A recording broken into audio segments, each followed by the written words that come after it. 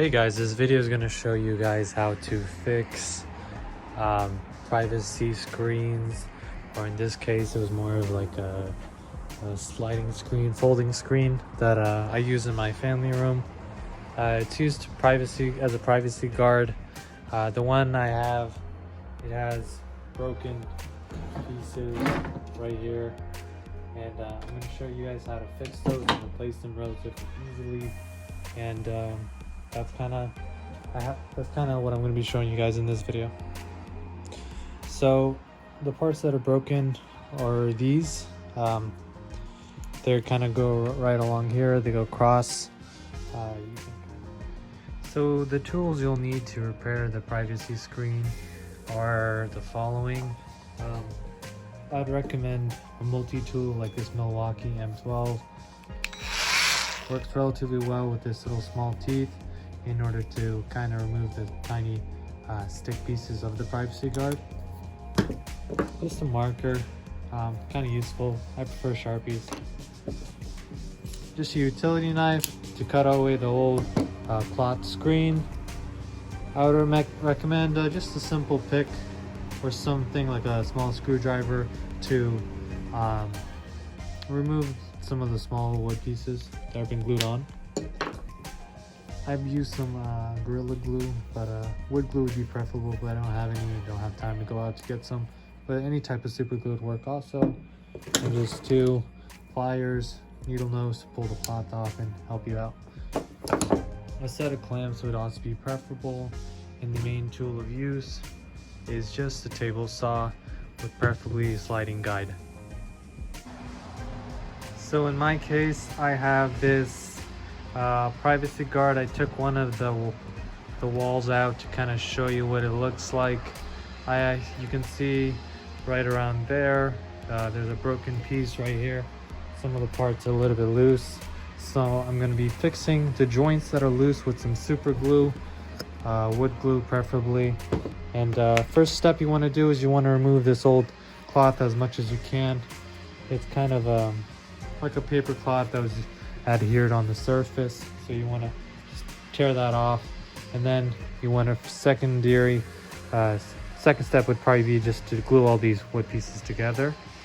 And then the third step would be to cut yourself some new wood strips, glue them on. And I don't know if you guys, and I guess I'll show you guys a step for that one. So when choosing the type of wood for these, this one's relatively light wood. I don't know what type of wood it is, but I would recommend just breaking off a piece of the old one and seeing what type of wood it is. Go to your Home Depot and get some. In my case, I have some scrap lumber that I'm just going to be using the table saw to cut into size. One tip I would give you is mine, for instance, has a different width and length. Mine has a different width and length, so I would mark them. So when you set your table saw guide, you can have the correct width and cut.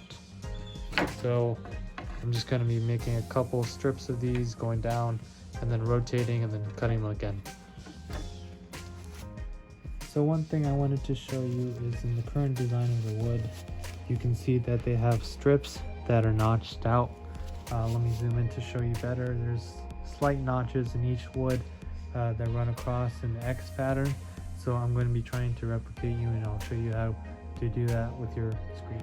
So one tip to ensure you always have the proper cutting width of your table saw, especially this one's a little bit old and precision's less, is to grab that piece of wood you have.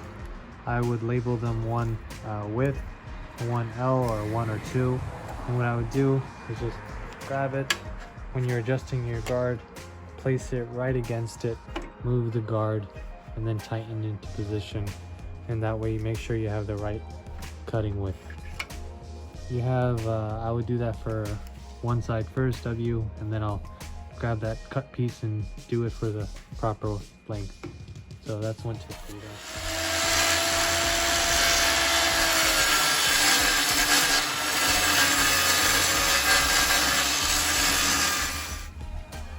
So what I just did was cut my L width length pieces, and you can see that method works quite well, as pieces are quite slip, so I'm just going to rotate it and cut my W on this end.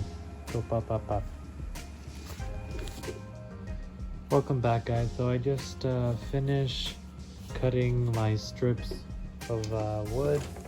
I have 2 long ones, 2 medium-sized ones, and a couple short.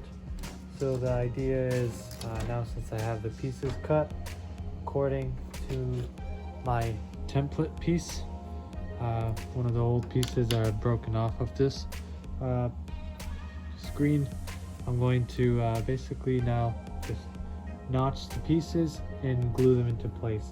I'm not going to take the frame apart, it's just too much work, and they have staples and nail gun nails in there. So I'll just show you guys how I'm gonna plan on it. So if you notice with the old design of the device, they have notches where they make into the wood, small little rectangle. They used a router to do this. I don't have a router, so I'll show you how I'm gonna do this and just try to make it work. I'm not too worried about how it looks, but you have 1 notch here. I'm gonna measure the length, go down across there. I'm gonna mark them out and then make notches. So I'm gonna measure out how much length I need. I'm gonna mark where the notches need. I'm gonna need to know the depth of the notches. And then once I have those done, I'll be all set. So I flattened out one of the edges there. I'm gonna put it into position, line it up properly, and then I'm gonna go with this little small pin. I'm gonna mark where it meets. That's gonna be one of my cut points. I'm gonna mark where the notch needs to start. I'm gonna do that for every single part. I'm gonna put an X where the notch represents. Don't worry, the side's gonna be down anyway, so. And then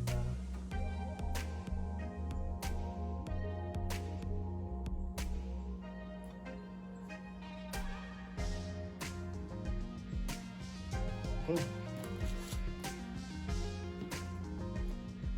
So on my part, I don't know if it can focus properly,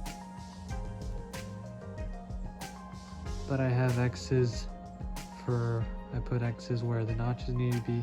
I'm gonna draw at the depth and then start that. So I'm gonna use the old piece with the template. It's preferable if your template has a little notch gauge, so I can know how deep the mark should be.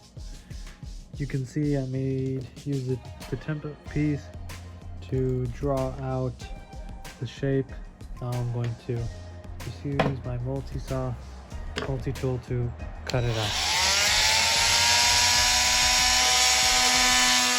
So here's just a small trick in case you're trying to make bridges inside the metal. It's a little bit difficult with a multi-tool. So just grab a quick file, use the flat edge, and just file your way down. Works. Just gotta improvise.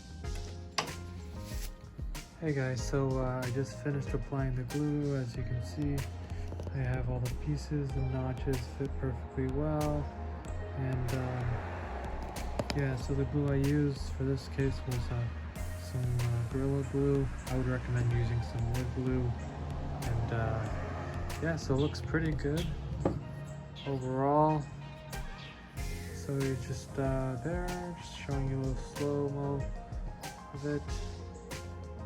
So the next steps, which I'll show in part 2, or after I stain this part, I'm going to probably stain it the same color as this, is how to attach the cloth, and then I'm going to show you the final product in step 2 also. Thank you for watching.